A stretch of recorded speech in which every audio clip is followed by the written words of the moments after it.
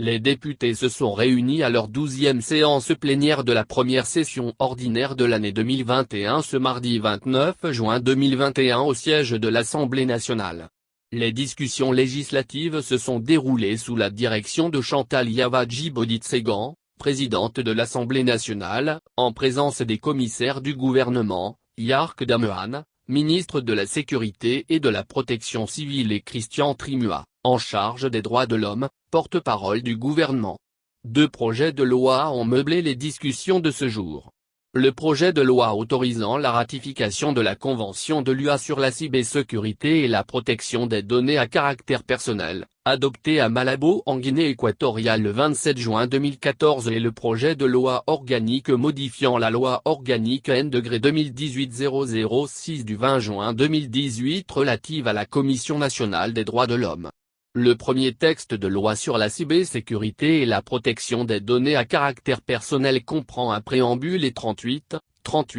articles regroupés en 4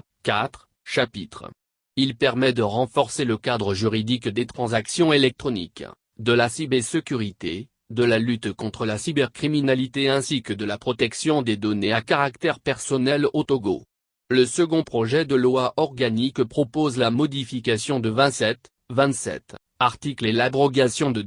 2 articles de la loi organique N-2018-006 du 20 juin 2018 relative à la composition, à l'organisation et au fonctionnement de la CNDH. Ce projet de loi réorganise la section 3 du chapitre 2 qui induit la modification des articles 12 et 13. Il conforte la CNDH et permettra à cette institution de maintenir sa bonne notation internationale. Le projet de loi autorisant la ratification à la Convention de l'UA vise à harmoniser et à renforcer le cadre juridique communautaire et national de la cybersécurité et de la protection des données à caractère personnel, instituer une coopération entre les États en la matière et mutualiser les forces et moyens afin de maîtriser les risques en cause. Quant au second projet de loi relatif à la CNDH, un triple intérêt se dégage. Le premier est relatif à la stabilité de l'institution s'agissant du mandat de ses membres, le second porte sur le renforcement de ses prérogatives et le troisième consacre un organe souverain qui est l'Assemblée plénière avec de nouvelles prérogatives.